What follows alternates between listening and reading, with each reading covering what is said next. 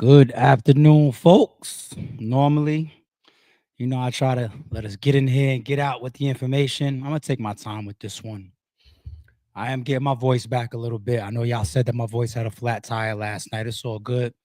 I got my tea peeper that says, weird being the same age as old people. It's all good. Uh, Shout out to everybody getting their notifications right now. Shout out to all the subscribers. Like, comment, and subscribe to the Sorry It's True podcast. Melly, my mod, as well as a member. I appreciate you. And shout out to all the members on their way in. And shout out to everybody in the chat. This is getting to be a very, very, very interesting story. I feel like between the first two lives that we did on this story between Kendrick, Spotify, iHeartRadio, UMG, and I guess on the side, Kendrick, you could say, it's real easy just to look at the pieces that's just, related to the battle. Yo, Drake, you out here, you bitching, and you a sore loser. You went OV hoes and all that, and you a lawyer now. I see that the owl in the court memes and all that. They're killing them. But we knew that was going to happen. From a PR standpoint, this was one of the worst moves ever. From a hip hop standpoint, this was one of the worst moves ever. But one thing about stories like this, they let us look deeper into the industry. They let us see the movements of these faceless billionaires. Like I told y'all yesterday, I never knew of the name Lucian as the owner or the CEO of UMG, Universal Music Group, until the Kanye West interview early this year. These are faceless billionaires. I'm even going to say a couple numbers during the stream that's just like, wow. Like the numbers that Drake is asking for or allegedly negotiating for, from what we hear, it's not even half of the type of money that gets moved around by these companies like UMG. It's compelling and intriguing as shit to people like me, because I come from an arena where a lot of y'all know me from, where I am behind the curtain, right? So when I get to look behind the industry curtain, the music industry's curtain, the movie industry's curtain, and see some of that stuff, it's like, okay, because I'm open-minded to it, right? I know that there's always way more layers to what we see on the surface. So y'all see the thumbnail. Is this business for Drake with this petition, this pre-action towards such behemoths like UMG? Or is he a sore loser? Or is it both? I'm going to break this live into two pieces. The first piece, I've been taking notes. I got some notes in front of me. We're going to go towards why this would loan credit towards it being business. Okay. Then the second half, I got some notes towards, this is more sore loser. We're going to continue to follow this. We do not have all the details, people. I know it looks very, very bad on Drake, deservingly so. I'm not switching up, deservingly so. But we're going to stay open-minded because there's going to be a lot that I think we get to learn from this situation in weeks and possibly even months to come. So let's get into it.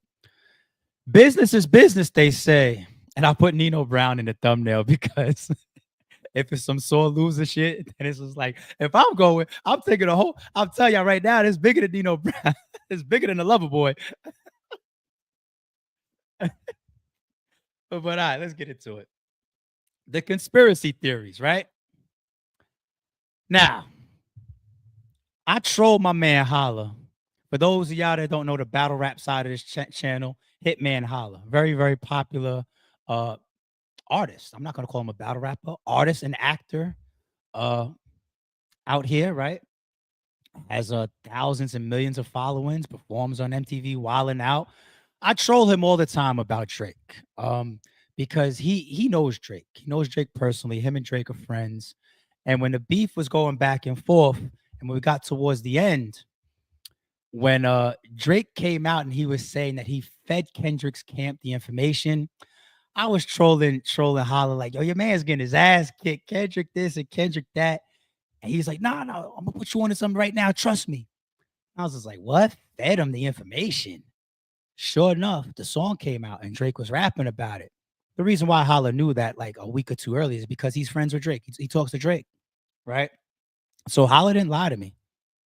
But I used to pretty much troll the shit out of him because I thought he was being a little bit gullible. Like, Holla, I know that's your friend. I know you and Drake are cool. I know you have a bias towards your friends. I'm the same fucking way. I understand, right?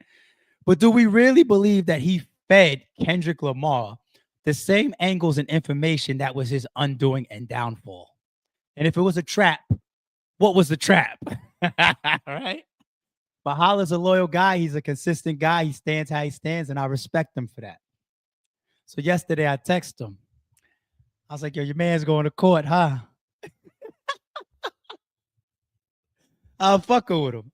I don't give a fuck. He knife right in, trolling the shit out of him. He doesn't text me back. He calls me. He's like, you ain't heard the update? Like, what's the update? He was like, all the reasons behind these lawsuits, it's really about negotiations.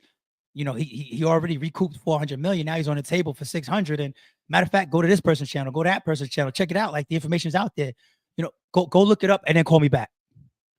All right, I'm open-minded. What he said was making sense. A very logical person. But I felt it was a little far-fetched. Let me go do my homework. Let me do my due diligence. So what's going around the internet now? Conspiracy theories. The conspiracy theory, and this is all allegedly, but people are already coming out and saying that this is coming directly from Drake's camp. And stay with that point. I'm gonna spin the block on that in a second. Stuff coming directly from Drake's camp. Conspiracies are that this isn't something new. This is just what the record labels and these big honchos and these big wigs of these industries and the world do. They play puppeteer. They put you in these situations where it's almost like, if I can't have you, nobody will have you. You're going to make me money and nobody else money, right? Oh, wait, I didn't invested billions of dollars into you. You think you're going to take that and now go do your own thing? Or you think you're going to take that and go to another company? Ain't going to happen. I see that even in battle rap. I see that even in battle rap. People get real possessive. They start assuming roles of ownership. Now, of course, this is different where you have a true exclusive deal where UMG, for example, says, Drake, here is $400 million over the course of the next 2 years, put out X amount of mixtapes, albums, and tours, and I'm going to recoup hopefully back to maybe 800 billion, right? I'm going to take all those proceeds, but here's your guaranteed 400 million. Of course, battle rap is much different. Motherfuckers be signing contracts that just be like, yeah, I just don't want you to battle on my competitors. So sign this and sit there until I call you. And then you'd be calling around trying to get a check because you'd be fucked up. Where's my next battle? Who's my next opponent? When's the date? When's the event? Where's my check? Can I get a back end? It's way different. But the concept of ownership and keeping people and retention is similar. Okay. So I'm very experienced in this. I get it. So they're saying that this goes back even before Not Like Us. You know what they're bringing up? They're saying the first time that UMG actually tried to mar Drake's image and keep him still was the ghostwriting allegations. These are conspiracy theories. I'm being open-minded, people. We're going to walk through the information on both sides of this gate. And then at the end, we'll make a decision. So just stay with me. Nobody get mad at me as we go through all these details.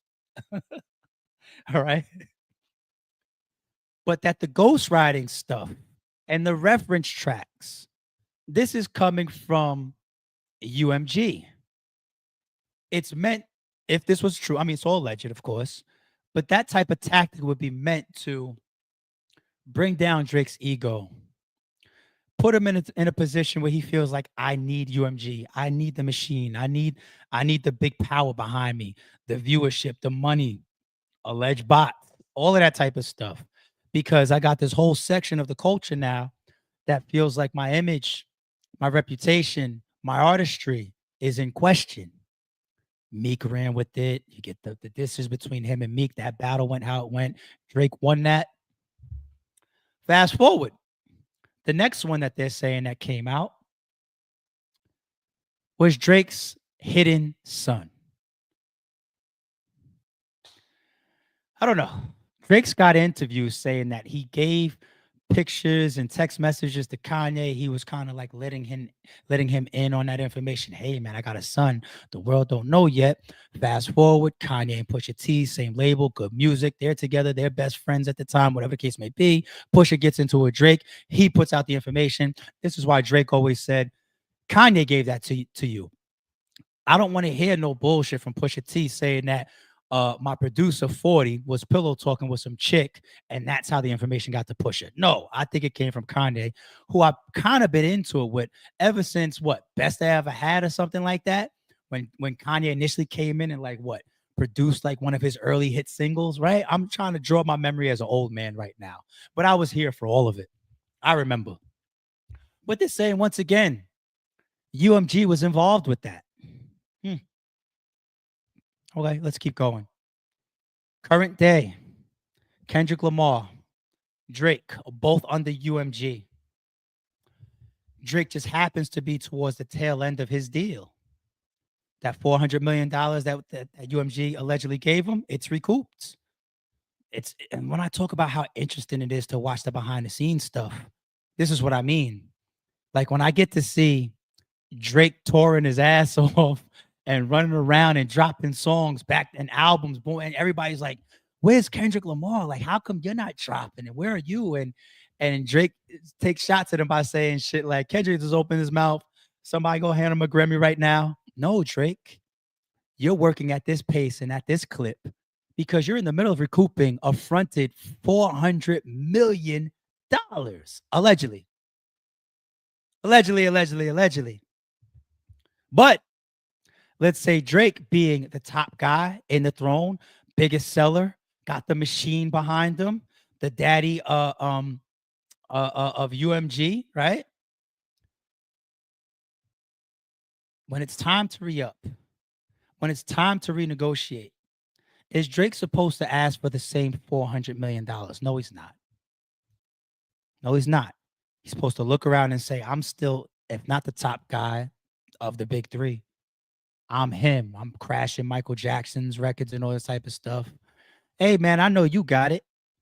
Gave me 4. Why don't you go ahead and give me 5? Man, why don't you go ahead and give me 6? What's up with 7 and 8? Whatever the case may be.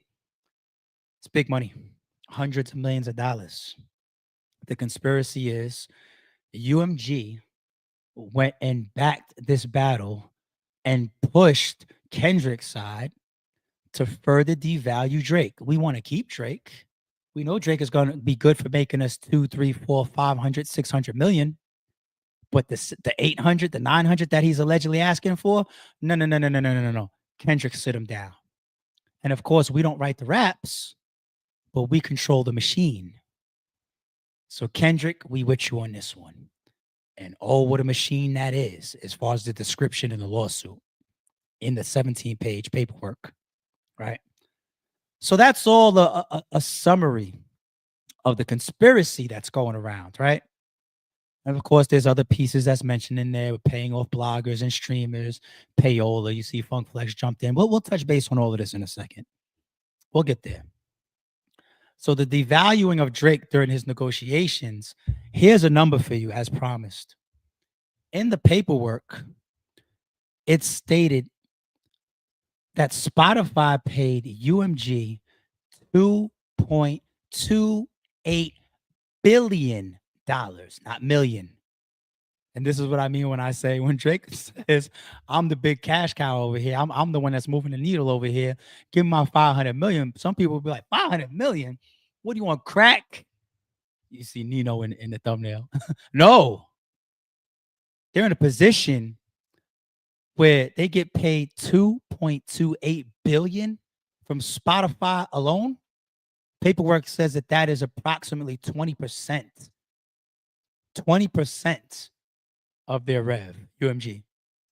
2.28 billion of what Spotify gives you. That's only 20% of your yearly rev for 2023. Disgusting numbers. Oh my God. It's out there, people. You just got to find a way to go get it. $2.28 billion. Let's take it forward. We're still on the business side of this now. Paperwork says that UMG, who has people like Spotify give them $2.28 billion in 2023 alone, they turn around and say, listen, with that conspiracy we got going, the pushing of Kendrick, let's go ahead and devalue Drake so that we can get the proper negotiations as we see fit. We're going to give you a break on that. I didn't see those numbers in the actual lawsuit, and I got to assume that Drake's lawyers don't have those numbers. They're probably petitioning and looking for that, right? But I assume that they don't have those numbers. If they did, if they had proof of that, this wouldn't be a pre-action. This would be an all-out lawsuit at this point already. It would start like that. But you got to assume if I'm UMG and Spotify's giving me $2.28 billion and I have this huge objective to save potentially $200 to $300 million for my negotiation with Drake, and I'm using Kendrick as a tool to devalue or to decrease that number, what type of break can I give to Spotify? Instead of that 2.28 billion, give me 1.5. This is the logic. This is the logic, people. That's not the real number. It's not in the paperwork. I didn't see that. But this is the logic of the business side. And it's all logical. It's all logical. We're not doing the surface thing. We could talk about hip hop in a different stream and we could clown Drake for it. I'm of that cloth right now. I want to do the business logical. Let's talk behind the curtain of these multi-billion-dollar companies and the realities of this world, because we go crazy when we hear Diddy, Jay-Z, Rihanna, LeBron. They're billionaires. Peanuts. It took them 10, 15, 20 years to reach $1 billion, Kanye. $1 billion. We're talking about Spotify paying somebody 2.28 in 1 year, and that's only 20% of their rev. Let's stick to that stuff in this particular live, or in this particular chapter of the live, people. Okay? Let's stick to that. The bots now. The bots is in the lawsuit. It's in the 17 pages. When we talk about the bots, though, my opinion is 1,000% they exist. We would have to be naive to believe that they don't exist. Bots, even YouTube had to adapt to, right? If you go back to the beginning of YouTube, when they first started to monetize, you could find articles of people that created channels, and they would do things like just run, replays on certain channels and videos, and then at the end of the month get paid out for it. YouTube smartened up over the years. They've changed the way that they monetize. For example, you have to have a certain amount of subscribers now before you monetize, which proves to YouTube that that's a real content creator. That's a real channel. That's not some bot channel, right? Certain types of views now will also get looked at. Like, wait a minute, that doesn't look correct. People will tell you all the time, this live right now, by the time I end it on YouTube, it might say 1,500, 2,000 views, but on the back end of what's still processing, going through YouTube systems, might say 5,000. Why is it playing catch up? Because it's scanning and doing what it needs to do to make sure that this is all legitimate, that this rush is legitimate. It's not a bunch of bots or anything like that. Bots 1,000% in the industry, across digital streaming services, across content services. They 1,000% exist. But if I'm going to say that, I'm going to say that Drake has had them too. But let's keep going. Let me get off the bots. Academic stream. Academic's fucking stream is in the lawsuit. So he had somebody on one of his episodes that claimed that somebody from Kendrick's side allegedly approached him and offered him points or percentage of the song's proceeds, as well as like $5,000. He's like a hacker to increase the views or whatever. Nobody took that guy serious. I hear that that's been disproven. I think he even came out and made a new video after seeing that, oh shit, my name or my content is in a lawsuit. My content with academics. Sounds bullshit.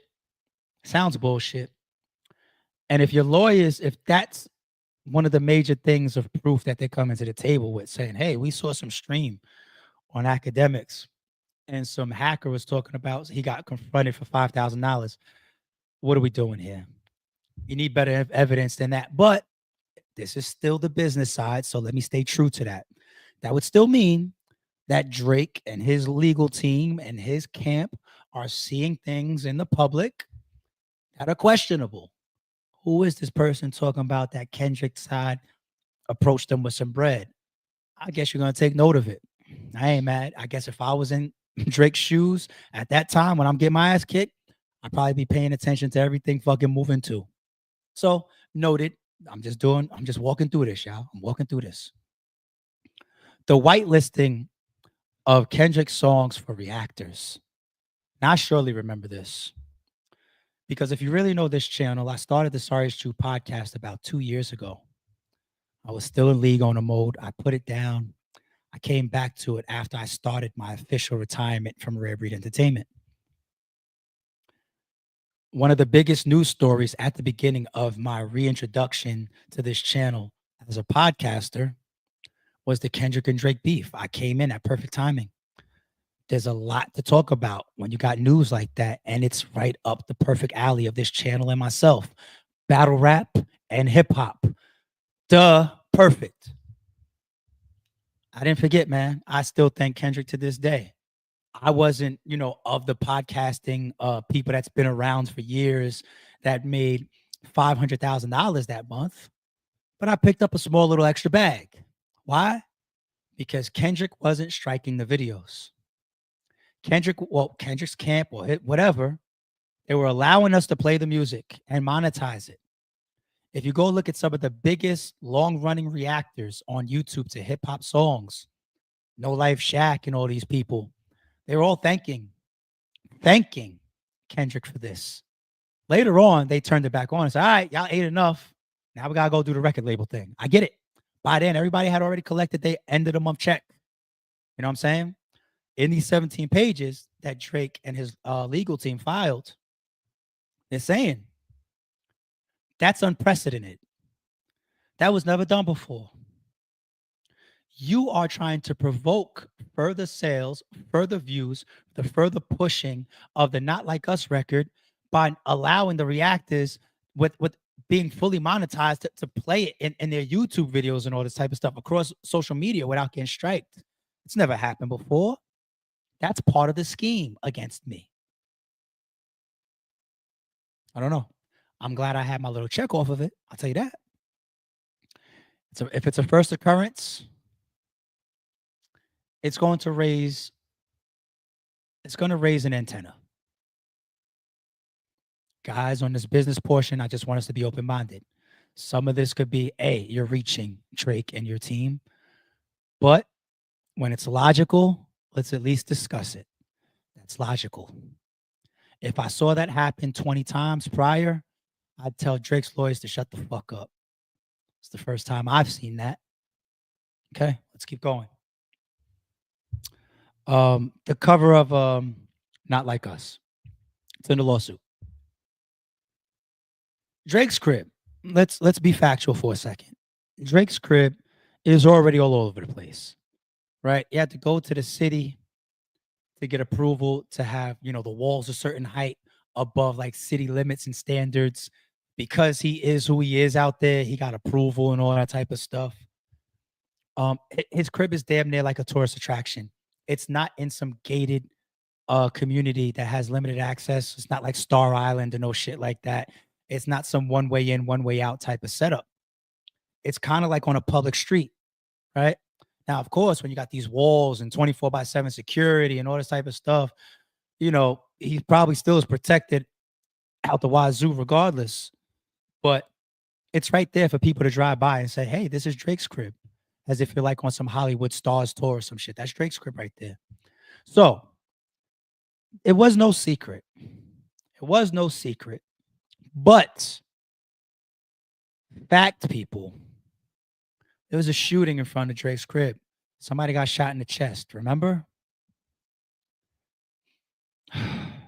If you're Drake and it's Not Like Us song is going through the roof, worldly, global impact, little kids singing the song, don't even know the lyrics, don't even know who Kendrick Lamar is.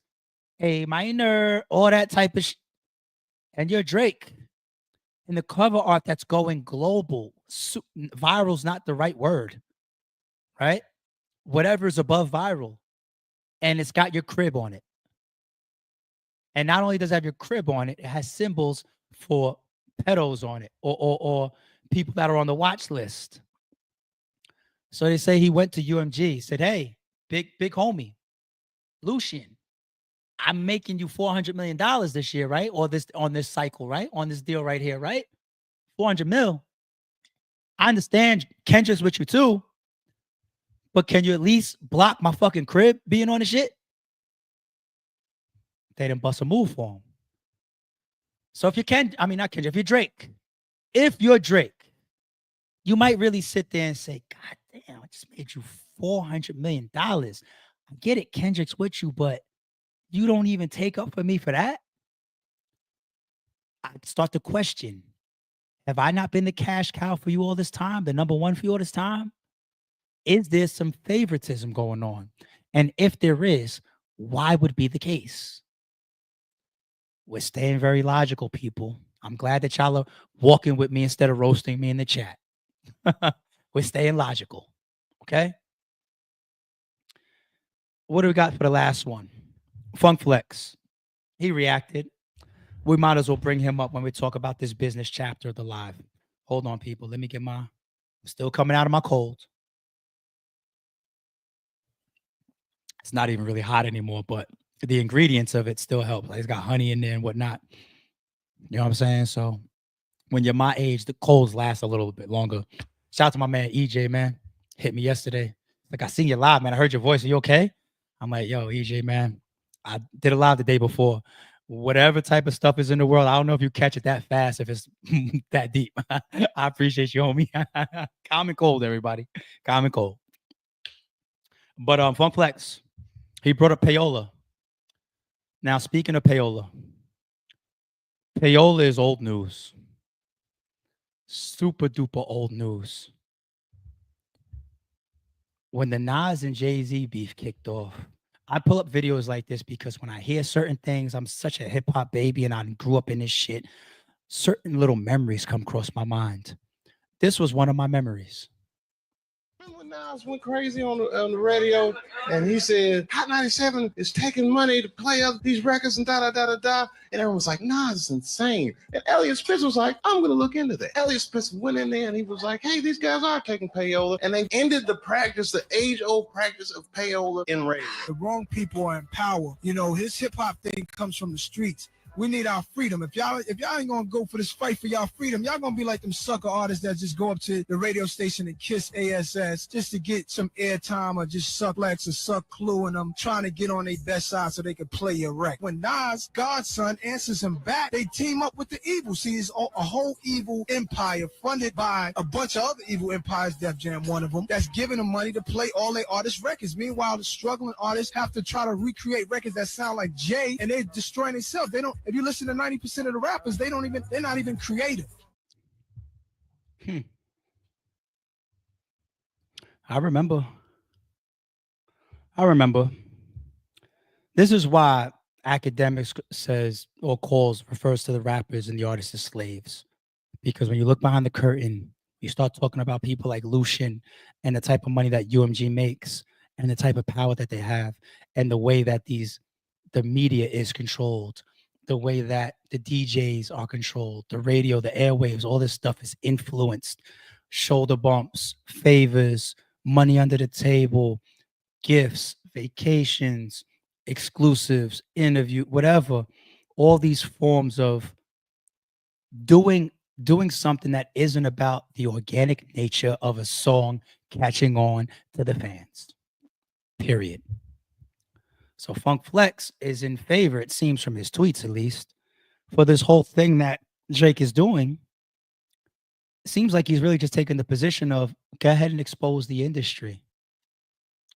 I want when a record gets broken, I want the credit for breaking it. I don't want somebody to turn around and say, hey, Flex, you're spitting this song because somebody gave you a check.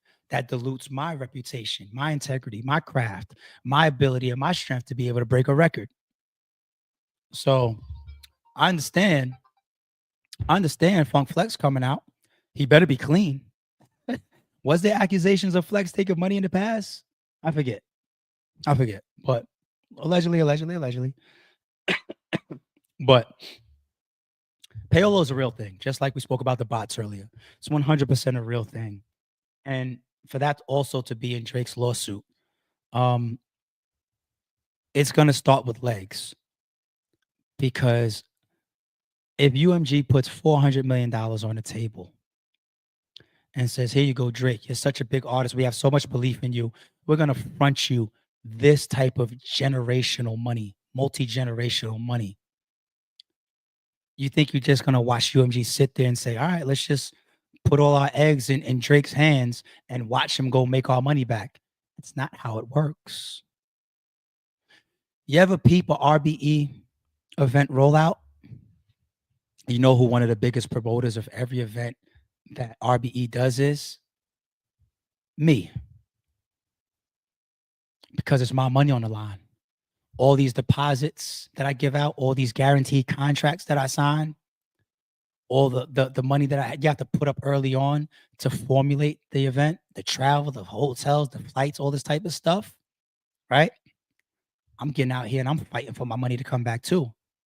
So you'll see me interviewing artists. You'll see me tweeting. You'll see me driving to other people's neighborhoods and cities to do interviews or trailers with them, all types of stuff. I get on the front line because it's my money. If I'm not going to fight for my money, who the fuck will? It's no different than UMG at a multi-billion-dollar level. So instead of just saying, Drake, here's this $400 million, nah, you're going to do your songs. I'm going to trust you to come out with some hits. I know you're going to record the albums. I know you're going to show up to the tour dates, but I'm going to be over here. Hey, DJ, hold this. Hey, Spotify, here's a discount. Hey, streamer, hold on to this. That's how it goes. Okay. Let's jump to the other side now. That was the business side, people. And I think that was a very interesting conversation that we just had. Let's go to the sore loser side, and then we'll cap this out on which one we stand on, which side.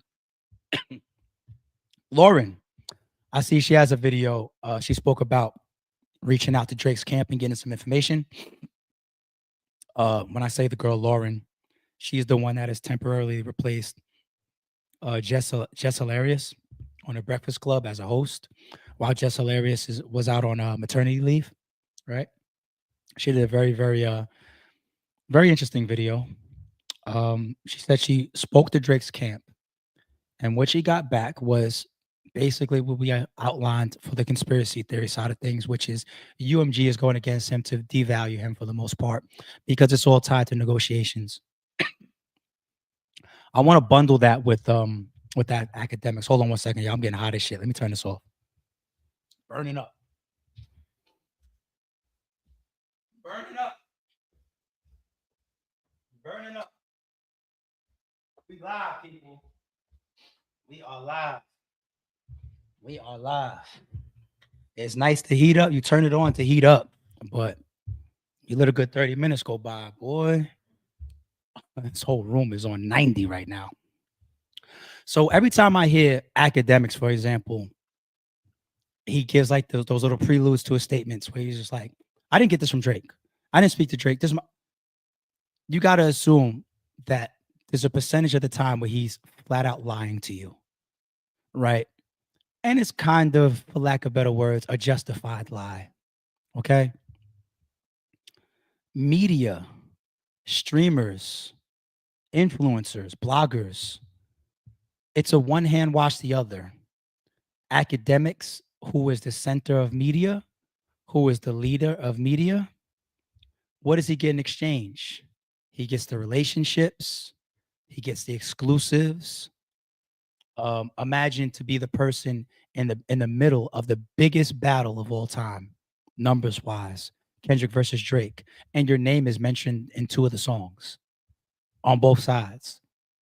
And one of the artists, who at the time is the biggest rapper in the world, is calling you and giving you information and telling you like, no, I don't got no kid. And like, it's valuable even for his then podcast or his streaming, right?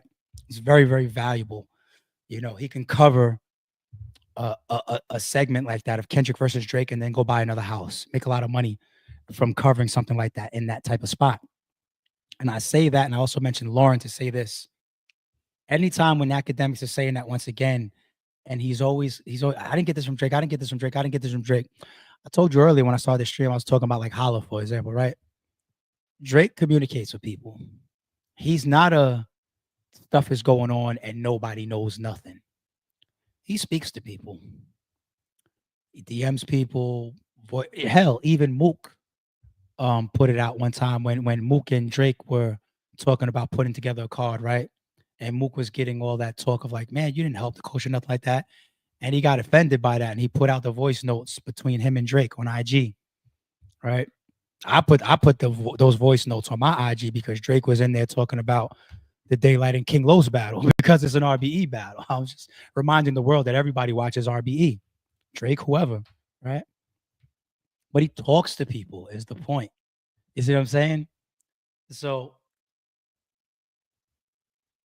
the whole conspiracy theory thing, if it's aligned to the actual paperwork, which we kind of went through, and these people that are saying, I spoke to Drake's camp, like Lauren, or academics, he breaks down these type of conspiracies early on. People don't necessarily see stuff like this and then in 5 minutes formulate the conspiracy that just happens to be in the paperwork. They got it from somebody. Okay. Now, of course, when you're speaking with Drake, me personally, I would take things with a grain of salt. If Drake is on the phone with me and he's telling me, hey, I fed that information to Kendrick, I'm like, yeah, really? And I got to be similar when he's talking about why he's suing UMG. But once again, it's still consistent with the actual paperwork. So you guys sit there and think Drake is being quiet. He's just doing streams with XQC and, his legal team is running this or whatever. No, he's actively talking to people behind the scenes. And this is the stuff that's being put out and that he's standing on. Him and his camp is standing on. That these are really, really actions by UMG taken against him to devalue him, possibly because of the negotiations. And some of it could be illegal, right? But because it comes from Drake's side, you can't believe it all, right? You can't believe it all. UMG told Drake to go sue Kendrick. Did y'all notice that piece in the paperwork? Right? As a matter of fact, take this up with Kendrick. And fuck around. We might have to sue Kendrick too if you go find some shit out. That was UMG's position. That's part of their response. They just named him Mr. Duckworth or whatever, right? That's Kendrick's last name. You know what I'm saying? So here's my question, people. Now we're on the sore loser side. Here's my question. If UMG has this elaborate scheme or plan to devalue or to kill or to lessen the negotiations of Drake, why would they be willing to hurt Kendrick as well? These are their two top players. They're two top earners right now. Why would they tell Drake, go sue Kendrick? Are they that much of the devil? I mean, it's possible. Business is business, right? Right. Nino Brown, who's in my thumbnail, said he killed that teacher. It wasn't personal, right? Ice-T had to see him about that at the end. Right? But think about it. Am I really going to believe that UMG is that forthcoming? They have no protection of Kendrick at all, especially seeing that this is a potential fallout with Drake and Drake is trying to sue us. And I'm going to say, oh, fuck it, sue him. Or we might sue. You don't care about your relationship with neither one of these guys? I can't grasp that one fully. That's a little odd to me. The next one that we see now, because we've done our homework.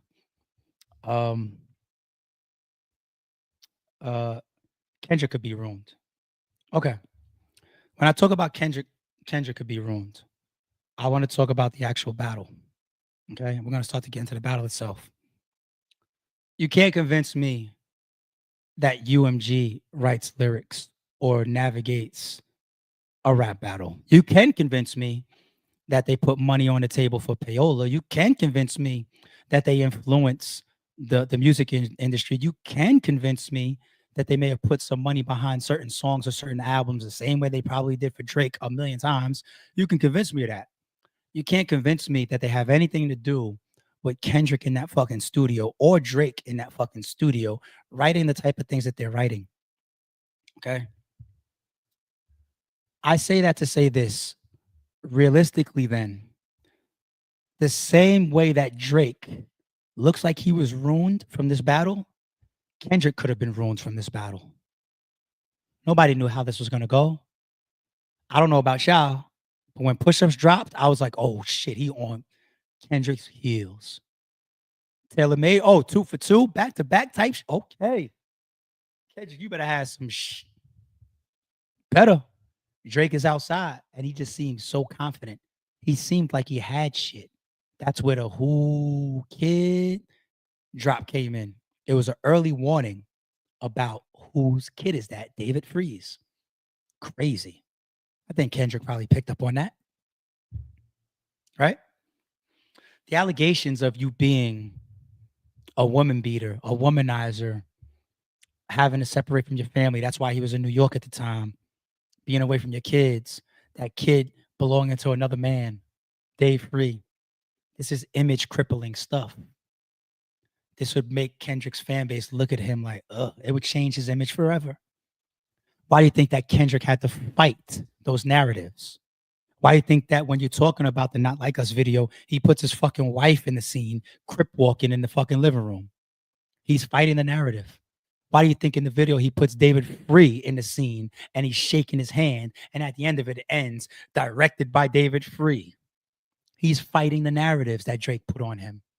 But those narratives didn't have to work in Kendrick's favor. They could have worked in Drake's favor.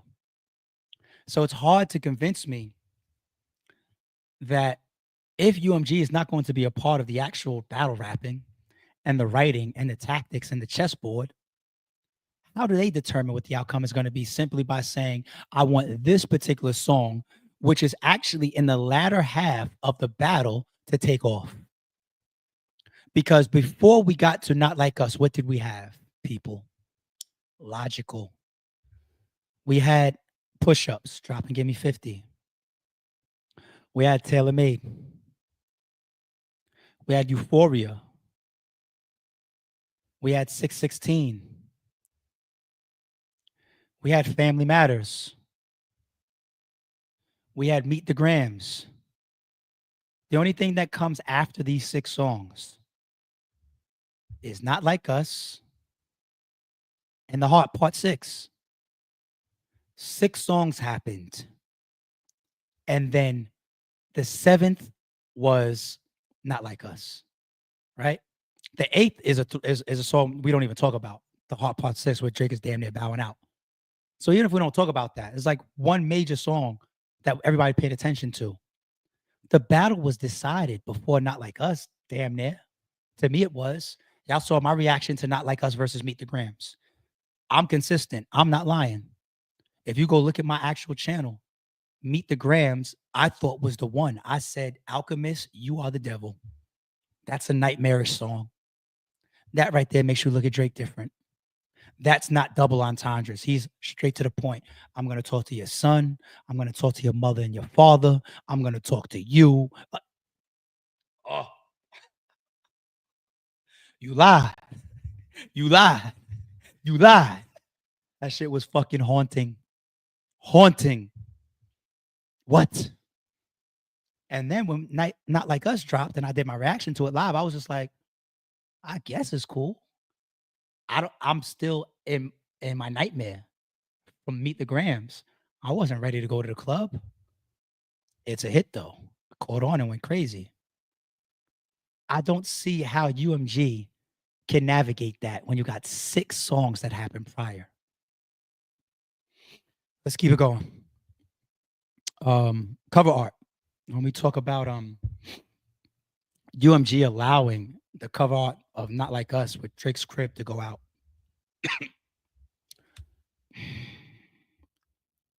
I'll let y'all decide. What's a worse cover? The Not Like Us cover or the Meet the Grams cover? The Meet the Grams cover had us all spooked, had us feeling like this is deep. Had us saying, wait, this shirt, wait, is this stolen items from his father? Is this stolen out of his crib? The Ozempic bottle. You're basically putting out alleged, I'll say allegedly, proof of Drake's whether it's legal, over the counter, or behind the scenes alleged drugs. Ozempic is already something that people are laughing about. How people are losing weight behind it. You're coming out and you're blaming him, or you're saying that he's got fake abs. Or here goes Rick Ross saying you got a nose job, and and then you got the fucking the what you call it, the BBL Drizzy by Metro and shit. They're killing him for his actual physical. And here goes the cover. I believe allegedly you see Aubrey Graham on the bottle, like a real pill bottle. Now, if you remember, that one had to get taken down because I believe that the prescription bottle, like you couldn't have that. That got taken down everywhere. That cover to me was worse. It was personal. It was deep. It was exposing. The Not Like Us cover to me, you know what it more so pointed towards? The people in Drake's camp. You know what I'm saying? Hey, homie just came home. He got a weird charge and all that. I think that was more for him. Now, of course, it still falls on Drake. Like, yo, what you doing with people like this? Right? But I thought that the Meet the Grams cover art was worse. That's just me. Let's keep it moving. The organic nature of a hit song. You can't put bots to that. You can't payola that. Okay? I think to this day, some people would still argue that the best song that came out of the whole beef is Family Matters. Some people have that argument. I'm not mad at them for that argument. That's a good choice. To this day, Family Matters ain't no fucking song that got this alleged boost by the billions and all this money that got put behind it with Spotify and Payola. As a matter of fact, Family Matters had such a long life expectancy because the moment it came out, Meet the Grams came out. One of the best reactions on YouTube this year for music, because I'm in the reactor space now. Eminem drops a single, we did reactions to it. The beef happens, we did reactions to it. New songs, that's dope. Even Watch the Party Die by Kendrick. I just did his whole album. It's go back a couple streams, y'all. I did a reaction to his whole new album, GNX, right? I understand the reactors world. One of my favorite reactions to music in 2024 is Academics live on stream, dancing to Family Matters, bopping out. We up. We got it. Yeah, we outside. Let's go, Drake. That's my goat. That's my goat right there. That's my goat. That's my goat, y'all. He's watching the chat. What do you mean Kendrick just dropped? You see the energy start to leave his body a little bit. Kendrick dropped. Let me go look it up. He dropped again? He went white. He went pale. And then he's listening to it. Let me just sitting there like this. By the time he gets to the third verse, and he says the second child being hidden and all that. Remember Academic's reaction? He starts screaming. What the fuck is he talking about? What is he talking about? You see him on his phone texting people. He's probably texting Drake. Do you have another kid? He's going crazy. He flipped the fuck out. I say all that to say we're talking about two songs that had arguably the least amount of shine in the whole beef. Right? Family Matters, who some of y'all still rank as the best song in the whole shit, and got stepped on by Meet the Grams, and people don't even talk about Meet the Grams the way I feel like it deserves to be talked about. The organic nature of songs that catch on with fans can never be replicated. Can you direct Siri to certain songs with certain pronunciation? I guess. Can you get more spins on the radio for this song? Yes. Can you go to this streamer and say, I need you to play this or talk about this or hype this up or support this or give it a good rating? Of course, this is the world. I get it. But this is hip hop. Hip hop is here. When you saw my reaction to Meet the Grams, no payola could do that. No viral nothing can do that to me. It's in your blood. It's in your chest. It's in your heart. It's in your soul.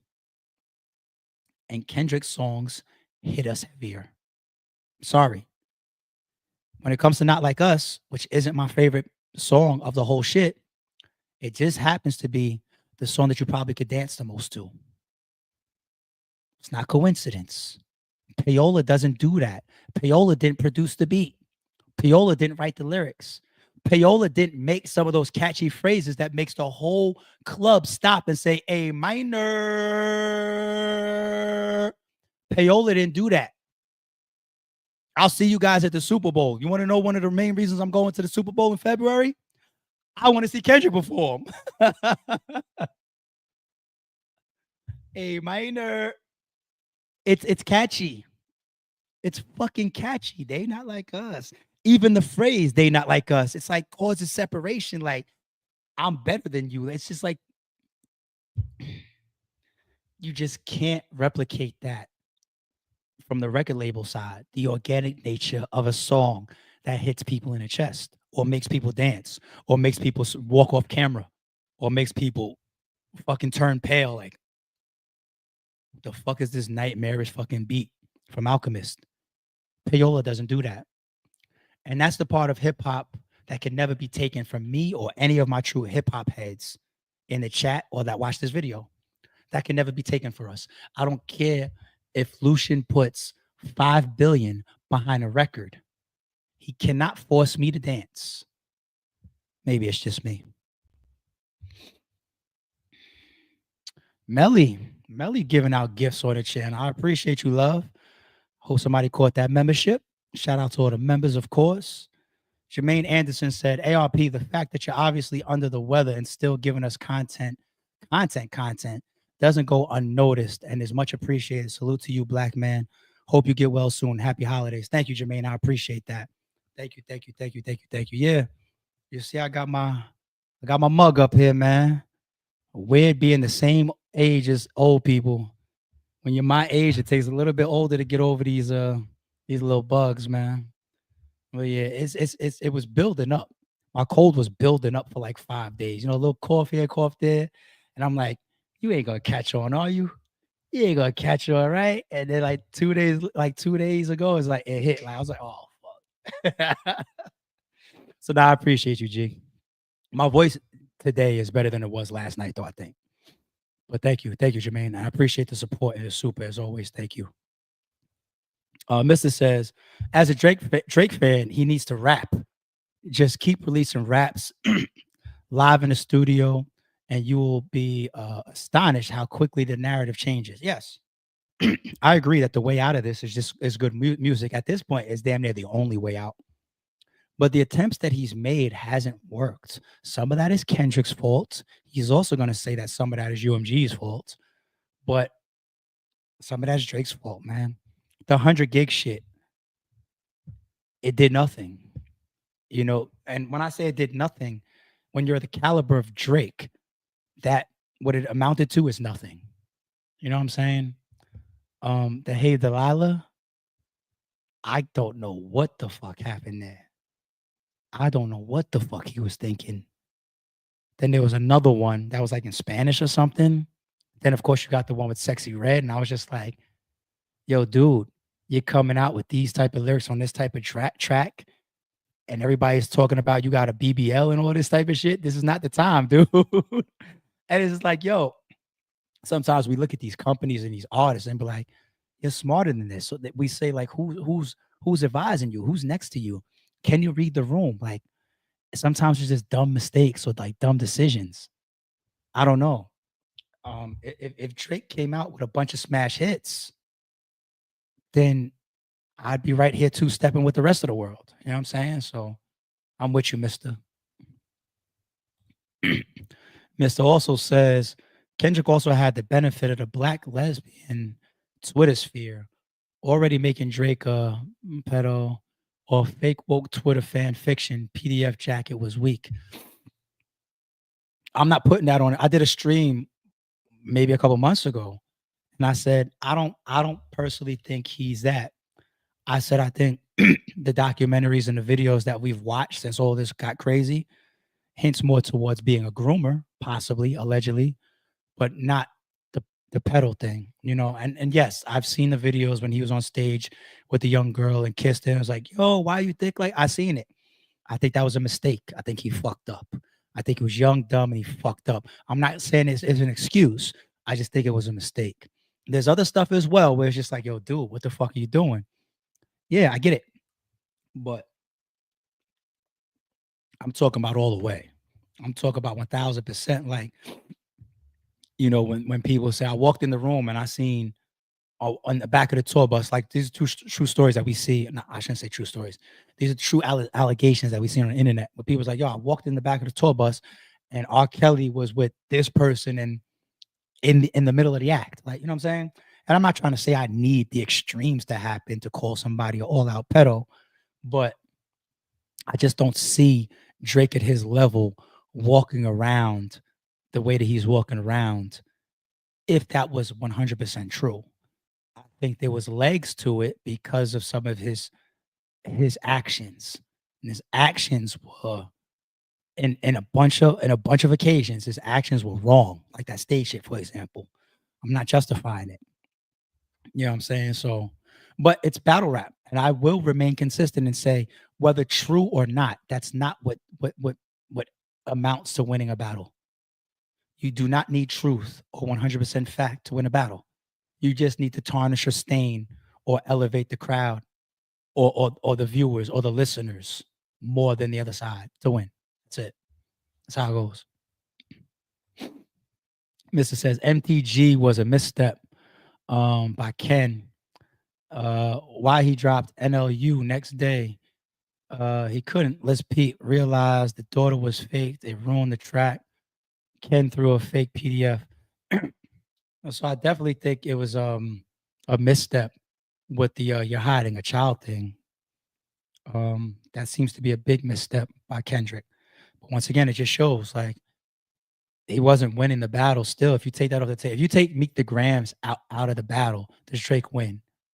Yes, because Meet the Grams isn't the one that people are taking to. Is I think people like Euphoria damn near as like first or second as far as Kendrick shit.